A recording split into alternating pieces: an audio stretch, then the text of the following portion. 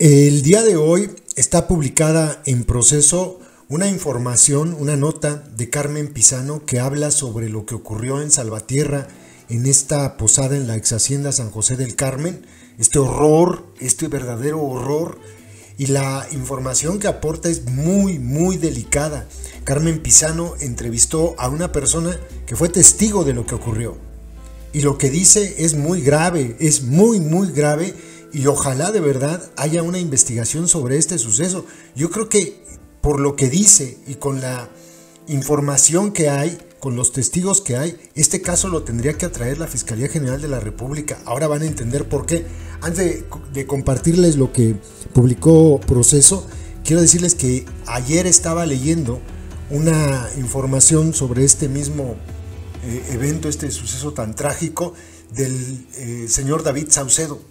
Fíjense que él propone una teoría. Él dice que le parece absurdo que el mismo cártel Santa Rosa de Lima haya cometido este horror. Tiene algo de sentido. Lo que menos quieren ellos es atraer la atención de la Guardia Nacional, del Ejército, de nadie, porque pues, no les conviene. Y ante un suceso así, pues es probable que llegaran, como ya se vio, llegaron en este momento pues elementos de la Guardia Militar y del Ejército, después del niño ahogado, ¿no? Él sugiere que esto habría sido entonces perpetrado por los contrarios, o sea, por el cártel Jalisco, que llegaron a lo que se llama calentar la plaza. Puede ser, o sea, suena algo coherente, sí, si tú eres del cártel Santa Rosa de Lima, pues no quieres atraer ese tipo de reflectores. No quieres echarte encima al Ejército, a la Guardia Militar, no lo quieres. Ahora, lo que dice esta persona testigo de quien pues se reservan el nombre es tan grave que involucraría una participación de la Policía del Estado y de la Policía Municipal de Salvatierra. Fíjense lo que dice. Es un poquito largo, pero vale la pena leerla toda porque después habla de lo que está haciendo el parásito de Diego Sinue y su pinche fiscal de porquería. Dice Carmen Pizano, empieza con 3 preguntas de palabras de este testigo. ¿Están de adornos, de títeres, protegiendo a los otros? Se pregunta un testigo que estuvo la madrugada del domingo 17 de diciembre afuera de la ex hacienda San José del Carmen en Salvatierra, en el estado de Guanajuato. Las preguntas le surgen cuando revela lo que presenció. Policías estatales y municipales permitieron que el comando armado que ingresó a una posada entre amigos descargara sus armas sobre los jóvenes, asesinando a 11 de ellos y dejando heridos a otros 14.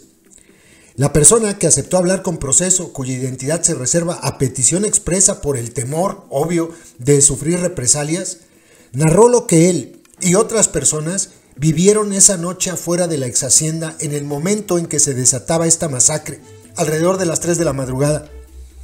Cuando llegaron hasta la ex hacienda, los disparos seguían adentro, pero se encontraron con elementos de las fuerzas de seguridad pública del Estado y de la Policía Municipal que ya estaban en el exterior y quienes no solo se mantuvieron como espectadores, sino además intentaron detenerlos cuando quisieron ingresar para prestar ayuda. Se abren comillas. Fue una desesperación que esas gentes no hicieran nada. Ellos hubieran entrado. Le aseguro que hubieran agarrado a 1 o 2, pero no. Los estaban escoltando para que terminaran, asevera el testigo. En esos instantes comenzaron a llegar familiares que fueron advertidos del ataque y vieron a los policías estatales y municipales. No estaban la Guardia Nacional ni el Ejército, según este testimonio. El grupo de personas, relata el testigo, llegó al lugar porque recibió diversas llamadas en las que les avisaron de un ataque en la posada. Él se trasladó de inmediato a la ex hacienda, a donde llegó en menos de 10 minutos. Fue entonces que desde afuera vio al menos 4 patrullas de las fuerzas de seguridad pública del Estado estacionadas y a los policías con armas largas de pie, sin hacer ningún movimiento, pese a que seguían los disparos dentro del inmueble. Todavía se escuchaban los balazos, dice, y no nos dejaba entrar la policía, que por seguridad y todas las gentes le gritábamos: si fuera tu familiar, ¿qué harías? Los esfuerzos de los policías de la Fuerza de Seguridad Pública del Estado por frenar a las personas que llegaban a la zona, fueron inútiles. No valieron las advertencias que luego se convirtieron en amenazas porque, escuchen esto, porque varios ingresaron por la fuerza a la ex hacienda, o sea, la misma gente. Nosotros entramos así a la brava, no nos dejaban entrar y nos apuntaban con las armas. Sí, los policías estatales. Pero nosotros entramos, dice. Además de los policías estatales, había patrullas de la policía municipal. El testigo estima que no les llevó más de 5 minutos brincar el cerco de seguridad instalado por los estatales. Al entrar, recuerda, estaba oscuro y el grupo encontró personas heridas. Sin pensarlo, comenzaron a trasladar por sus propios medios a los lesionados. Las ambulancias tardaron más en llegar, mucho más, comenta. La desesperación de saber que adentro había personas intentando salvar su vida lo llevó a desafiar a la policía e ingresar a pesar de que seguían las detonaciones. Indignado, dice que la indicación de la autoridad era que podrían pasar cuando todo acabara, como si fuera un espectáculo. Y ofrece un detalle escalofriante. No había luz, fue lo bueno, porque si hubiera habido luz, acaban con todos. Y sí, probablemente esto le salvó la vida a muchas personas, que a lo mejor se pudieron tirar, esconderse, ¿no? ¡Qué horror, de verdad! ¡Qué horror! Continúa la nota hablando del estado de Guanajuato y de Salvatierra en específico. El estado más violento. En Salvatierra, cuenta desde hace al menos 10 años, se convive diariamente con el crimen organizado. Mientras las autoridades son omisas, a pesar de saber que hay grupos de la delincuencia organizada que se placean por el municipio en total impunidad. La ciudadanía sale a la calle con miedo y sin respuesta de las autoridades. Yo pediría al gobernador Diego Sinúe Rodríguez Vallejo, un lacra, al fiscal Carlos Amarripa, otro lacra, al alcalde Germán Cervantes, otro lacra, que renuncien. No pueden estar ahí. No saben guiar un estado, no saben guiar una ciudad. Son personas sin escrúpulos. Más bien, yo le diría a esta persona, son delincuentes. Esto no es de escrúpulos, esto es de delitos. En los días en que ocurrieron esta y otras masacres en Salamanca y Celaya, además de una marcha de cientos de personas en Salvatierra para exigir justicia tras lo ocurrido en Salvatierra, el gobernador panista huyó de los cuestionamientos de la prensa y se negaba a hablar sobre los asesinatos. Sus apariciones en público fueron en misa, actos sociales y políticos, como la convivencia con panistas, mientras el gobierno estatal ofrecía espectáculos de pirotecnia y conciertos gratuitos con artistas como Pepe Aguilar y Carlos Rivera en el marco de la celebración de los 200 años de la conformación de Guanajuato como estado. Salvatierra está ubicado en una región caracterizada por la hazaña con que las bandas criminales atacan cotidianamente a la población de diversas formas. Según estadísticas y reportes de organizaciones civiles, la zona está entre las más violentas no solo del país, sino del mundo. En 2022, de acuerdo con cifras del Instituto Nacional de Geografía y Estadística, en Guanajuato fueron asesinados 2.202 jóvenes de entre los 15 y 34 años. Las víctimas, de poco más del 50% de los homicidios registrados, estaban en ese rango de edad. En 2022, el Estado reportó 4.269 asesinatos violentos. El INEGI publica periódicamente las estadísticas de mortalidad segregadas por edad y basadas en actas de defunción emitidas por el Registro Civil en los estados. En Guanajuato, el grupo de edad que concentra el mayor número de homicidios es el de entre 25 a 29 años, con 642 víctimas, y le sigue el de entre 20 a 24 años, con 617 personas asesinadas en 2022. No mames, están matando a toda la gente joven. Es que es un horror esto. 1.269 asesinatos violentos que tienen estos rangos de edad de entre los 20 y 29 años. ¡Qué horror! Las ciudades con más asesinatos de jóvenes en Guanajuato son las mismas que están en el ranking de las 50 más peligrosas del mundo: León, Irapuato y Celaya. Según el reporte anual del Consejo Ciudadano para la Seguridad Pública y la Justicia Social, México aparece en 2022 con 17 de las 50 ciudades más inseguras del mundo y 3 de ellas son de Guanajuato. La sexta ciudad más insegura del mundo es Celaya, por debajo de otras 5 ciudades mexicanas: Colima, Zamora, Ciudad Obregón, Zacatecas y Tijuana. El año pasado asesinaron en Celaya a 705 personas, de las cuales 394 tenían entre 15 y 34 años. Fíjense, me quedo pensando, 705 personas asesinadas en Celaya. Estoy seguro que en toda España no mataron a toda esta gente. Seguro, eso es un hecho. Es un hecho. Esto es nada más para que vean el nivel de violencia que hay en Celaya, por no decir ya en todo el estado de Guanajuato y ya ni hablar del país. En el lugar número 13 del ranking que analiza los homicidios por cada 100,000 habitantes aparece Irapuato, con 539 homicidios dolosos en 2022, de los cuales en 257 casos las víctimas estaban en el rango de entre 15 y 34 años, jóvenes.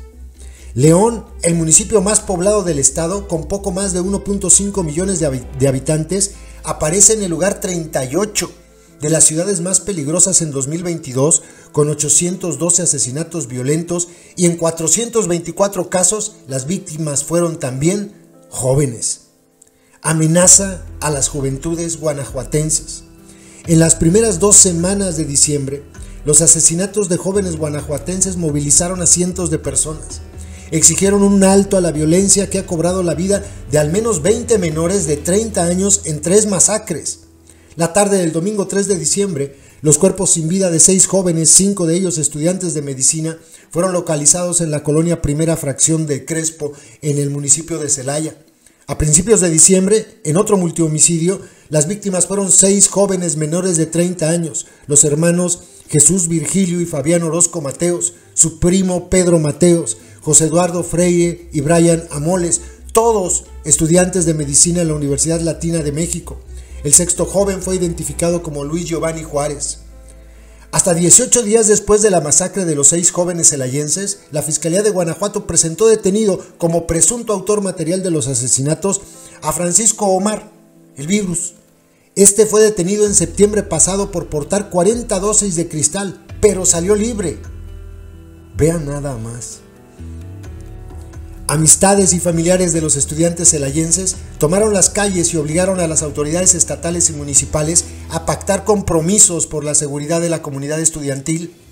Pero 2 semanas después, la noche del sábado 16, otros 4 jóvenes fueron asesinados afuera de una barbería en la calle Abasolo en Salamanca. En el lugar fallecieron 3 y otro cuando era trasladado para recibir atención médica.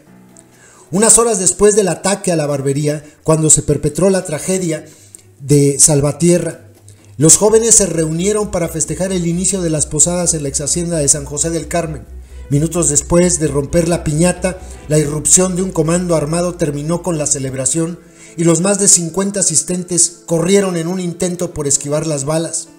De acuerdo con la Fiscalía General de Guanajuato, el comando empleó al menos 7 armas largas calibre 7.62 y 2.23 y se encontraron 195 casquillos percutidos.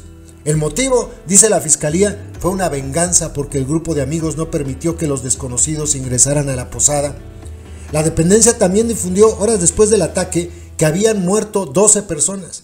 Casi 48 horas después corrigió la cifra a 11 y explicó que, por una confusión, se había contado a otra persona herida que falleció en el hospital, pero después se aclaró que no había asistido a la fiesta. Los fallecidos tenían entre 16 y 36 años. Sus nombres: Héctor, de 16 años, Marco Antonio López, de 22, Emilio Vargas, 23, estudiante de 9º semestre de Ingeniería Mecatrónica en el Instituto Tecnológico Nacional de México en Celaya, José Alberto Ramírez, Galileo Almanza, a Macarena Becerril y Talía Cornejo, 25 años, estudiante de Psicología, Antonio Sánchez y David Hernández de 27, Irving Ruiz de 29 y Juan Luis García Espitia de 36, integrante del staff de la banda Dinastía Cornejo que amenizaba la posada. Sobre las masacres y Salvatierra, López ha declarado que fueron motivadas por el consumo de drogas, lo cual fue desmentido por las familias afectadas con los resultados de exámenes toxicológicos a los cuerpos que entregó la Fiscalía Estatal, como en el caso de Celaya. Tal uso de la proyección nacional de la conferencia mañanera para criminalizar a las juventudes guanajuatenses que están siendo asesinadas indigna a los familiares de las víctimas. El árbol de Navidad que colocaron las autoridades municipales en la Plaza del Carmen se iluminó la tarde del miércoles con las veladoras que habitantes de Salvatierra llevaron en la marcha silenciosa en memoria de las 11 personas asesinadas el fin de semana. Una marcha pacífica convocada por la sociedad civil a través de redes sociales que movilizó a la población salvaterrense para exigir justicia y clamar por la paz en la zona. El luto en Salvatierra ha dejado expuesta la indolencia de las autoridades. Mientras que López criminaliza a las víctimas, el gobernador Diego Sinue rechaza hablar del tema y se ocupa de encabezar los festejos navideños con militantes panistas.